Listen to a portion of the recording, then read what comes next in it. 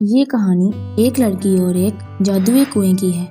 ایک دن کی بات ہے کہ ایک خوبصورت لڑکی جنوبی پنجاب کے ایک گاؤں میں رہتی تھی۔ اس کا نام ماہنواز تھا۔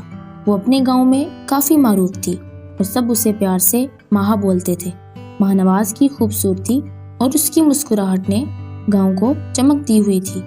ایک دن ماہنواز نے اپنے گاؤں کے قریب جنگل میں چلتے وقت اچانک ایک جادوئی کنواں دیکھا۔ وہ بہت ہی قدیم اور رومانی دکھائی دیتا تھا۔ کنویں کے ارد گرد راز اور کہانیوں نے ماہنواز کو دلچسپی دلائی۔ ماہنواز نے جادوئی کنویں کے قریب جانے کا فیصلہ کیا۔ وہ کنویں کے قریب پہنچی اور اس سے بات کرنے کی کوشش کی۔ کنویں نے ماہنواز کو اپنی دنیا میں لے جانے کی دعوت دی اور وعدہ کیا کہ وہ اس کو جادوئی عالم کی سیر کروائے گا۔